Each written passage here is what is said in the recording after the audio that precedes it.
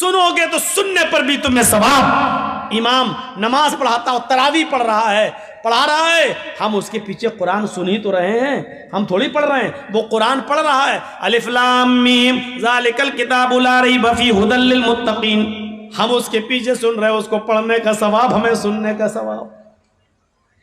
एक तरफ क्या वेद अगर सुन ले तो हरिजन के शूद्र के कान बहरे कर दो, शीशा और तांबा पिघला के डाल दो। आगे देखिए, ब्राह्मण को अगर शूद्र की कोई लड़की पसंद आ जाए, सुनिए अलल ऐलान तकरीर, अगर ब्राह्मण को किसी शूद्र की लड़की पसंद आ जाए, शूद्र की हरिजन की नीची जात वाले की अगर कोई लड़की हो और खूबसूरत लड़की हो और वो किसी ब्राह्मण को पसंद आ जाए और वो शूद्र से बोले कि तुम्हारी बेटी मुझे पसंद है, तो उस शूद्र को चाहिए कि वो अपनी बेटी का हाथ उस ब्राह्मण के हाथ में दे दे। लड़की की मर्जी हो या ना हो, बस ब्राह्मण को पसंद आ गई, हरिजन को देना पड़ेगा, शूद्र को देना पड़ेगा, लो साहब हमारी बेटी का हाथ तुम्हारे हाथ में ले जाओ। और इसके बरस उल्टा हो जाए तो, अगर शूद्र को किसी ब्राह्मण की लड़की पसंद आ जाए और शूद्र ने जबान खोल दी कि मुझे तुम्हारी बेटी पसंद है, तो उस ब्राह्मण को चाहिए कि उस शूद्र को पकड़ के राजा के पास ले जाए और राजा को चाहिए कि उसकी दोनों आंखें फोड़ दे। देख रहे हैं उल्टी गंगा। अगर कोई लड़की ब्राह्मण को पसंद आ जाए तो शूद्र तो उसको दे देगा, लेकिन शूद्र को अगर ब्राह्मण की लड़की पसंद आ जाती है तो फिर राजा की ड्यूटी हो जाती है कि उस शूद्र की आंखें फोड़ दे। इस्लाम क्या कहता है? इस्लाम ये कहता है कि ला तुतबिउन नज़रतन नज़रा, एक नजर माफ है लेकिन एक नजर के बाद दूसरी नजर किसी लड़की पर न डालो। आप चल रहे हैं, कोई वहां से आ रही है, अचानक आंखों से आंखें टकरा गई, निगाह नीची कर लो, ये पहली नजर माफ है, दूसरी नजर माफ नहीं है। अगर आपने दोबारा उस लड़की की तरफ नजर उठा के देखा तो आप गुनाहगार होंगे, चाहे आप किसी मस्जिद के इमाम ही क्यों ना हो, किसी मदरसे के मौलाना ही क्यों ना हो, आप कुछ भी क्यों ना हो, आपकी कौम कुछ भी क्यों ना हो, आप कितने बड़े क्यों ना हो। मेरे भाइयों, एक तरफ इस्लाम ये पाबंदी आयत करता है कि किसी की माँ बहन बेटी की तरफ कोई किसी की इज्जत व आबरू नहीं लूट सकता है। हाँ, इस्लाम ने इजाजत दे दी है कि कोई किसी के साथ शादी करना चाहे तो कर सकता है, इसमें जात और बिरादरी नहीं देखी जाएगी, सिर्फ तकवा देखा जाएगा, नेक दीनदारी देखी जाएगी और नेकी देखी जाएगी। लिहाजा एक अंसारी लड़का किसी शेरशाहबादी लड़की से शादी कर सकता है, कोई शेरशाहबादी आदमी किसी अंसारी लड़की से शादी कर सकता है, कुछ नहीं है। मुहाजिरीन ने जब हिजरत की और मक्के से जब मदीना गए तो अल्लाह के रसूल सल्लल्लाहु अलैहि वसल्लम ने मक्के के मुहाजिरों की शादी मदीने की अंसार की बेटियों से और अंसार की लड़कियों से आपने उनका निकाह करवाया था। छूत छात और जात बिरादरी को मिटा कर रख दिया इस्लाम ने। हाँ, रही ये बात कि अगर ब्राह्मण को किसी शूद्र की लड़की पसंद आ जाए तो शूद्र को चाहिए कि अपनी लड़की का हाथ दे दे, लेकिन इस्लाम ये कहता है ये जबरदस्ती यहां नहीं चलेगी। अगर किसी को कोई लड़की पसंद है तो कायदे के मुताबिक वो अपने निकाह का पैगाम भेजे, लड़की से लड़की का बाप पूछे या लड़की की माँ पूछे कि फला जगह से तुम्हारा रिश्ता आया है, बेटी क्या तुम्हें वो लड़का पसंद है? मेरे भाई, और उस लड़की को बताना चाहिए पसंद है तो हाँ, नहीं पसंद है तो मना कर दे। लेकिन लड़की की नापसंद होने के बावजूद दुनिया का कोई बाप अपनी बेटी की शादी जबरदस्ती किसी लड़के के साथ नहीं करा सकता है। इस्लाम ने इस बात की इजाजत नहीं दी है, मना किया है। बाप को मालूम है ये लड़का अच्छा है, लेकिन अगर बेटी नहीं चाहती है उस लड़के के साथ शादी करना तो बाप जबरदस्ती अपनी बेटी की शादी उस लड़के के साथ नहीं कर सकता। एक औरत अल्लाह के नबी के पास आई और कहती है, अल्लाह के नबी, मेरे बाप ने, मेरे माँ बाप ने मेरी शादी ऐसी जगह कर दी है जो लड़का मुझे पसंद नहीं तो अल्लाह के नबी ने फरमाया तुझे इख्तियार है उस आदमी के साथ रहो या छोड़ दो उसे, तुम्हें इख्तियार है। और उस औरत ने इस इख्तियार का फायदा उठाते हुए उस आदमी को छोड़ा, नहीं रही उसके पास। इसलिए माँ बाप भी जिद ना करें। इसीलिए जब निकाह होता है ना, निकाह, तो आपने देखा होगा लड़की वाले के यहाँ जाते हैं कुछ लोग, अब तो कुछ लोग नहीं, अब तो बहुत से लोग जाने लगे, जिसका नाम हो गया बारात। नाम रख लेने से किसी चीज़ की हैसियत थोड़ी बदल जाती है। ये 300-400 आदमी जो जा रहे हैं, आप इसको बारात कहिए, मेरी नज़र में सब चोर हैं और डाकू हैं। किसी चीज़, अब शराब का नाम दवा रख दो तो वो दवा थोड़ी हो जाएगी, शराब ही रहेगी। पहले ज़माने में जब शुरू में ये बारात की रस्म कहाँ से निकली है?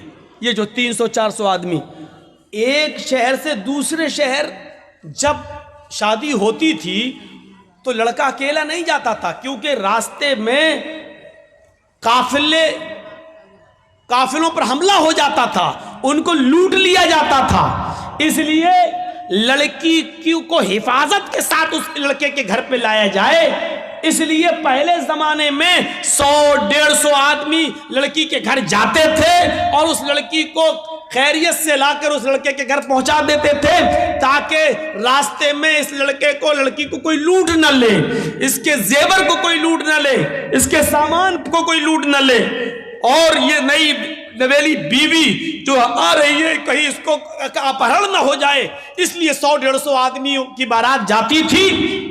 उस मकसद दूसरा था। वहीं से ये रस्म निकली। जब आप चोरी का जमाना खत्म हो गया है, अब लूटपाट ऐसी नहीं होती है कि रास्ते ही में दूल्हा और दुल्हन को पकड़ के रोक लिया जाए, लेकिन वही रस्म रवाज हिंदुओं से चला आ रहा है और ये धीरे धीरे मुसलमानों के अंदर भी सरायत कर गया है। अब भी 200, 250, 300 आदमियों की बारात जा रही है।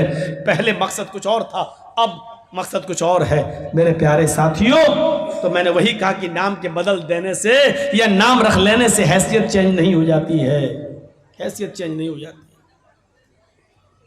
अब वहां लड़के का निकाह होना है, जर्जी साहब बैठे हैं, फार्म भर रहे हैं, मेहर वहर सब भर दिया कितना, लेकिन लड़के का निकाह भी नहीं पढ़ा सकते हैं जर्जी साहब। आपको मालूम है ये उसूल है, ये कानून है शरीयत का। जर्जी साहब लड़के का निकाह नहीं पढ़ा सकते हैं जब तक पहले लड़की की इजाजत न ले ली जाए। एक वकील होता है, 2 गवाह होते हैं। ये वकील और ये 2 गवाह लड़की के पास उसके घर पे जाएंगे और उससे पूछेंगे कि फला फला लड़के के साथ इतने इतने रुपए मेहर के एवज तुम्हारा निकाह उस लड़के के साथ किया जा रहा है। यह बात चोरी छिपे नहीं, तुमसे आज भी मैं पूछने आया हूं। आज मैं तुम्हारा जवाब सुनना चाहता हूं। ऐसा तो नहीं कि तुम अपने बाप के प्रेशर में आकर इतना बड़ा कदम उठा रही हो कि अपनी जिंदगी किसी के हवाले कर रही हो, या अपनी मां के प्रेशर में या अपने भाई के प्रेशर में आकर ये कदम उठा रही हो। नहीं, आज बताओ, वकील और गवाह के सामने बताओ, क्या वो लड़का तुम्हें पसंद है? वो लड़का, उसका नाम ये, उसकी वल्दियत ये, उसकी उम्र ये, और इतने इतने रुपए या इतना सोना, इतना चांदी, मेहर, सिक्का, राइजुल वक्त, अलावा नान नफका आपको, आप उनके निकाह में दी जा रही है। क्या आपको वो लड़का कबूल है? उस मौके पर देखा जाएगा उस लड़की की इजाजत क्या है।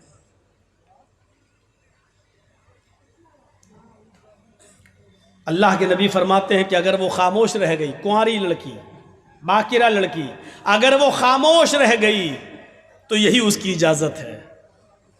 अगर वो खामोश रह गई, यही उसकी इजाजत है। यहां पर भी जहालत होती है। मालूम है क्या होती है जहालत? उस लड़की के पास उसकी सहेलियां बैठी रहती हैं। जब ये पूछा जाता है कि तुम्हें उस लड़के के साथ निकाह किया जा रहा है, क्या तुम्हें कबूल है, तो ये तो बेचारी खामोश है। लेकिन उस मौके पर जो उसकी सहेलियां होती हैं उसको बोलती हैं, बोल दो, बोलो, हाँ कबूल है, बोलो।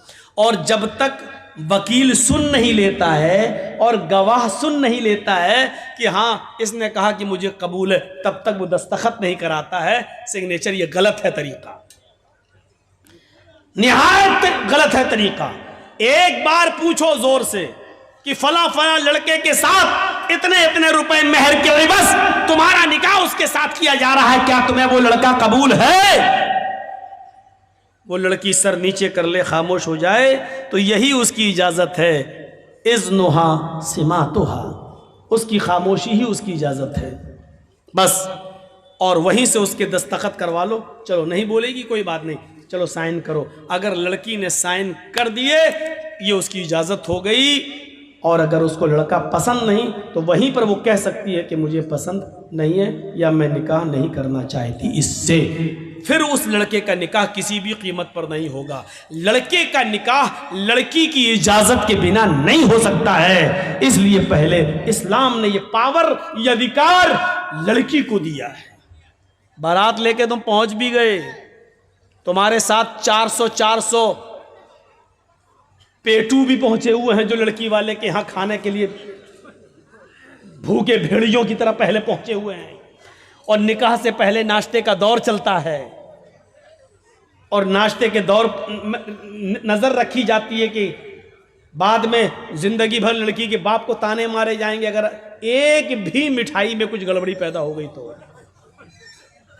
तेरे बाप ने यही बारात में खिलाया था। इसलिए बेचारा लड़की का बाप कर्ज वर्ज लेकर किसी तरीके से इस भूखे भेड़ियों का पेट भरता है और अच्छा से अच्छा खिलाने की कोशिश करता है ताकि ये भेड़िए बाद में मुंह न खोलें। उल्टा सी बुरा, हंसी आ रही है। बारात में आप ही लोग तो जाते हो और हंस रहे हो यहां बैठकर। ये भूखे भेड़िए कौन है? हम और आप ही तो हैं। सिस्टम बदलिए,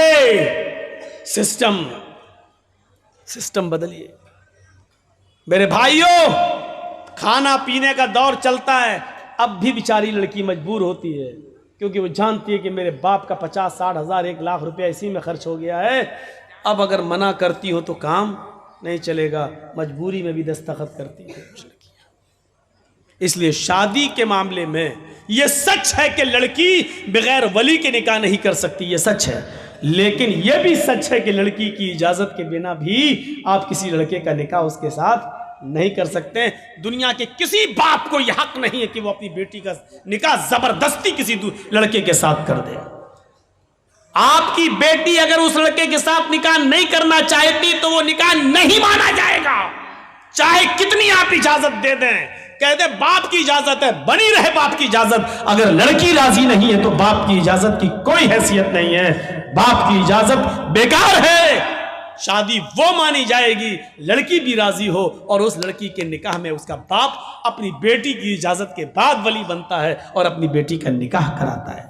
लेकिन वो भी तरीका गलत है कि बाप ने लड़की की शादी में शिरकत नहीं की और बाप को लड़का पसंद नहीं है तो लड़की भागकर कोर्ट मैरिज कर ले और दूसरा निकाह कर ले, जाकर इधर उधर निकाह कर ले, वो भी नहीं है। कुछ ढकोसले लोग हमारे समाज में ऐसे भी हैं जो लड़की के बाप बन जाते हैं। एक हमारा लड़का किसी दूसरे के गांव से किसी की लड़की भगा के ले आया। अब उस गांव में कह दिया अगर यहां आएगी तो टांगे तोड़ देंगे, यहां आए अब उसका मरा हुआ मुंह भी हम देखना गवारा नहीं करेंगे, बाप ने कह दिया। अब वो आपके गांव में आई, आपके गांव का कोई बुढ़ा आदमी तैयार हो जाता, चलो वो बाप नहीं है तो हम बाप बन जाते हैं बेटा तुम्हारे। ये बुढ़ा सबसे पहले जहन्नम में लतियाया जाएगा जो बाप बना। तेरे बाप बनने से तेरी बेटी नहीं हो जाएगी वो। इतना याद रखना, यह समाज के अंदर सबसे बड़ा जुल्म है। और लड़कियों को जो फर्जी माँ बाप मिल जाते हैं, ये हौसले मिल रहे हैं उनको, ये हौसले मिलते हैं इसलिए वो भाग जाती हैं घर से। अरे उस गांव में जाएंगे तो फला का बाप हमारा बाप बन ही जाएगा। यहां से हौसले मिलते हैं और लड़कियां भागना शुरू कर देती हैं अपने घरों से जेवर लेकर। अल्लाह इन बुढ़ों को अक्ल सलीम अता फरमाए जो बाप बन जाते हैं। सुन लीजिए, तुम्हारे बाप बनने से वो बाप नहीं मानी, तुम बाप नहीं माने जाओगे। वो तुम्हारी बेटियां नहीं होंगी। माँ हुन्ना उम्महातुहुम इन उम्महातिहिम इल्लल्लाहि वलदनाहुम। तुम्हारी माएँ तो वही होंगी जिन्होंने तुम्हें अपने पेट से पैदा किया है। तुम्हारी बेटियां वही कहलाएंगी जो तुम्हारे नुत्फे से पैदा हुई हैं। हाँ, याद रखना, किसी गैर की बेटी जो भाग कर आई है वो तुम्हारी बेटी कहलाने से बेटी नहीं हो जाएगी। ये बेटी बन जाने के बावजूद और आपका उसको बेटी बना लेने के बावजूद भी अगर कभी वो आपके साथ हज करने जाना चाहे तो वो आपके साथ हज करने नहीं जा सकती है। बेटी और बाप का रिश्ता कहां है? इस्लाम आज मुंह बोली बेटी को अपने मुंह बोले बाप के साथ हज करने की इजाजत नहीं देता है। उससे भी उसको पर्दा करना पड़ेगा। मुंह बोला भाई नहीं माना जाएगा, वो अपने मुंह बोले भाई के साथ हज करने नहीं जा सकती है, उससे भी उसको पर्दा करना पड़ेगा। ये तो बहुत दूर की बात है, तुम अपनी बीवी के साथ खाना खा रहे हो और बीवी की बहन आ जाए यानी तुम्हारी साली आ जाए और घर में घुस जाए, तुम्हारी बीवी अपनी बहन को बुला रही है कि इधर आओ तुम भी खाना खा लो। याद रखना, अपनी बीवी की मौजूदगी में भी तुम अपनी साली के साथ खाना नहीं खा सकते हो। अपनी बीवी की परमिशन के बावजूद अपनी साली को मोटरसाइकिल पे बिठाकर बाजार नहीं ले जा सकते हो, उसको उसकी ससुराल छोड़ने नहीं जा सकते हो, उसको स्कूल छोड़ने नहीं जा सकते हो। अगर ससुर ने भी इजाजत दे दी कि मेरे दामाद जी अपनी साली को जरा स्कूल छोड़ाओ, वो कॉलेज में पढ़ने या पढ़ाने जाती है, बीवी की इजाजत के बावजूद, ससुर की इजाजत के बावजूद भी आप नहीं जा सकते हैं और उनकी इजाजत के बावजूद आप ऐसा कर रहे हैं तब भी हराम है, हराम है, हराम है, नाजायज है, नाजायज है, नाजायज है। पर्दा रहेगा, साली को भी पर्दा करना पड़ेगा अपने बहनोई से। यहां तो सालियां सबसे ज्यादा बहनोइयों से मजाक करती हैं। और जूता कौन छुपाता है? ये रस्म कहां से निकली है? बात थोड़ी सी घूम गई और इधर निकल गई। तो मैं कहना ये चाह रहा था मेरे भाइयों, एक तरफ ये चीज है कि शूद्र की बेटी अगर ब्राह्मण को पसंद आ जाए तो शूद्र को देना पड़ेगी, लेकिन ब्राह्मण को, शूद्र की बेटी पसंद आ जाए तो, और शूद्र को पसंद आ जाए तो राजा को चाहिए कि उसकी आंख फोड़ दे। ये जुल्म, ये सितम देखिए, ये जुल्म और ये सितम। आसानियां पैदा करो निकाह के अंदर ताकि लोग जिनके घरों में बेटियां बैठी हुई हैं उनके निकाह हो जाए। आज एक मोटरसाइकिल नहीं है देने के लिए, इसलिए उसकी उम्र बढ़ती जा रही है। इस लड़की की उम्र इतनी बढ़ रही है कि उसकी दूसरी बेटी भी शादी के लायक हो गई है, लेकिन अभी बड़ी बेटी का निकाह नहीं हुआ है, तब तक दूसरी बेटी जवान हो गई है, उसको भी एक मोटरसाइकिल चाहिए दामाद को देने की। क्या समाज इसका जिम्मेदार नहीं है? हर गांव में एक मदरसा चला लेते हो, हर गांव में मस्जिदें बना लेते हो, उसकी कमेटियां बन जाती हैं। क्या गांव में ऐसी जवान बेटियां नहीं बैठी हुई हैं जिनकी उम्रें बढ़ती जा रही हैं और जहेज न होने की वजह से मेरे प्यारे साथियों उनके निकाह नहीं हो रहे हैं? समाज यहाँ कहाँ चला जाता है? यहाँ समाज क्यों सोता है? उन गरीब लड़कियों की शादी का इंतजाम समाज के पास क्यों नहीं है? उनका घर बसाने का इंतजाम क्यों नहीं है? क्या अल्लाह के नबी जनाब मोहम्मद रसूलुल्लाह सल्लल्लाहु अलैहि वसल्लम सामूहिक विवाह का प्रचलन नहीं चलाया करते थे? ये तंजीम नहीं चलाते थे? मेरे भाइयों, अल्लाह के नबी जिसको जहां भेजते थे और कहते थे कि फला घर वालों से कहना कि अल्लाह के नबी ने मुझे भेजा है और आपके घर में एक बेटी है, वो मुझसे शादी कराना चाहते हैं, आप उनकी शादी कर दीजिए। आपने जुलैबीब का वाकया सुना होगा।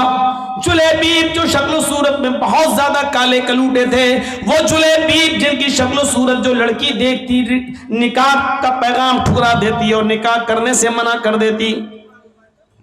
अल्लाह के नबी ने एक मर्तबा जुलैबीब से कहा, जुलैबीब क्या बात है, तुम्हारी उम्र बढ़ती जा रही है और तुम निकाह नहीं कर रहे हो?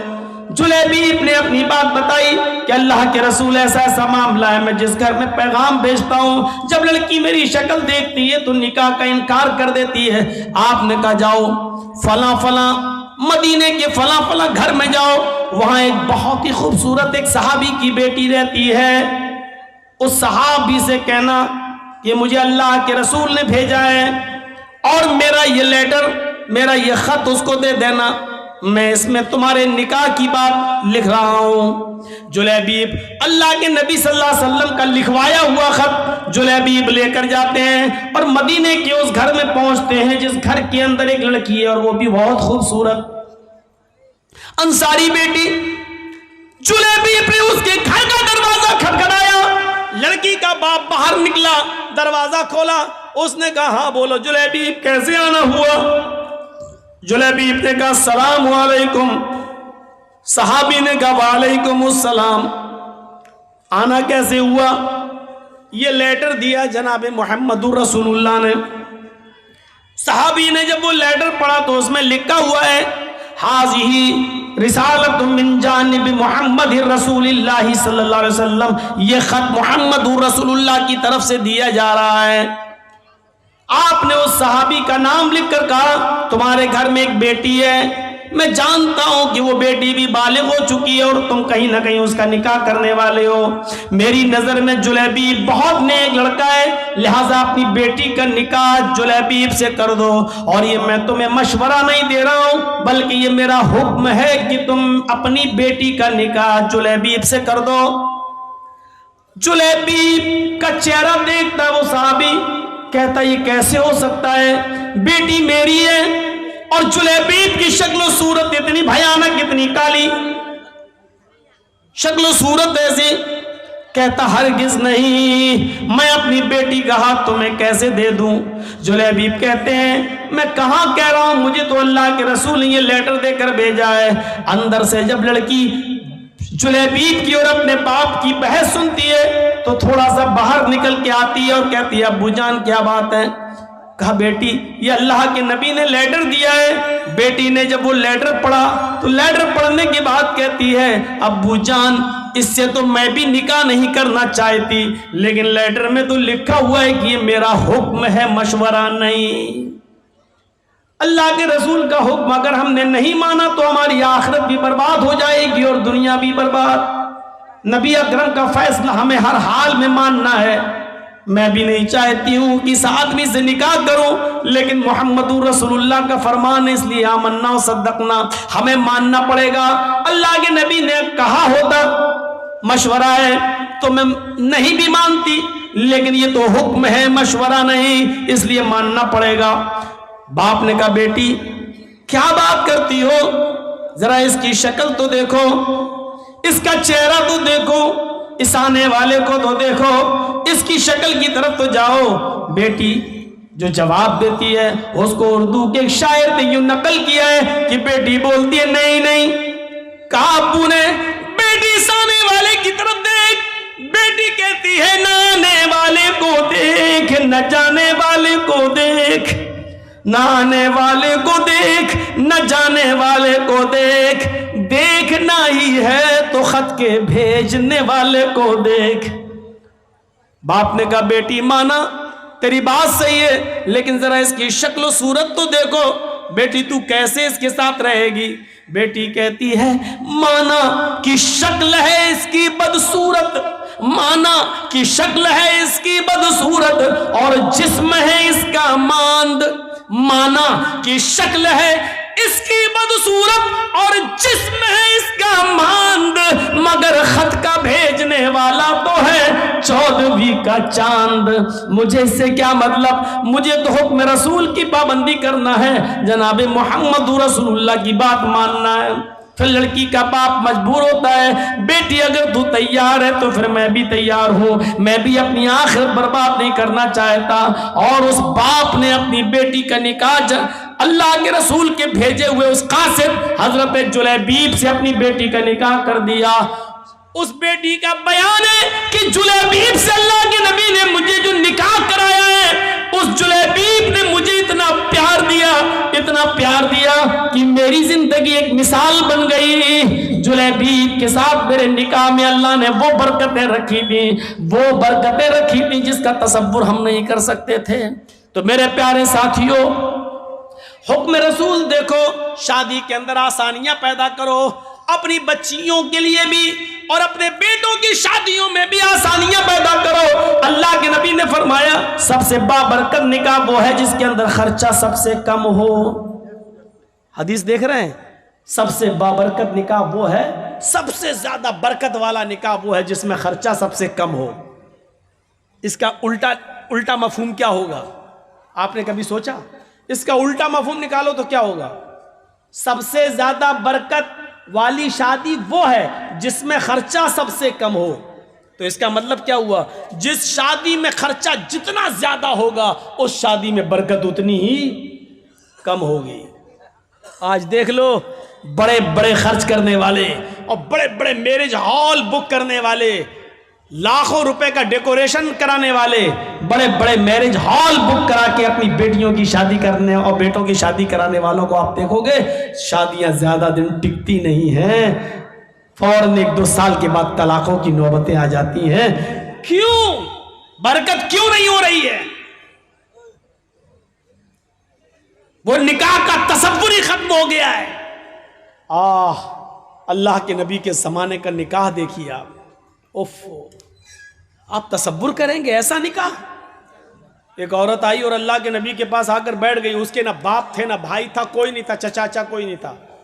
अब वो चाहती थी कि मैं अल्लाह के रसूल की बीवी बन जाऊं, मेरा निकाह अल्लाह के रसूल के साथ हो जाए। वो आई, अल्लाह के रसूल चंद सहाबा के साथ बैठे हुए थे। तसव्वुर कीजिए आप, देखिए इधर, अल्लाह के नबी के पास आई और बैठ गई। अल्लाह के नबी ने कहा, क्यों, तुम कैसे आई हो? तो कहती है, इन्नी अहबुलक, अय अल्लाह के रसूल, मैं अपने आप को आपको हिबा कर रही हूं, यानी मैं आपके साथ निकाह करना चाहती हूं। अल्लाह के नबी खामोश रहे। उसने दोबारा कहा, आप फिर खामोश रहे। उसने तीसरी बार कहा, अल्लाह के रसूल, मैं आपसे शादी के लिए आई हूं, निकाह करना चाहती हूं। तो सहाबी बैठे हुए थे बगल में, कहते हैं, अल्लाह के रसूल, ये औरत 3 बार कह चुकी मैं आपसे निकाह करना चाहती हूं, आप कुछ बोल ही नहीं रहे। अरे करना हो तो करिए।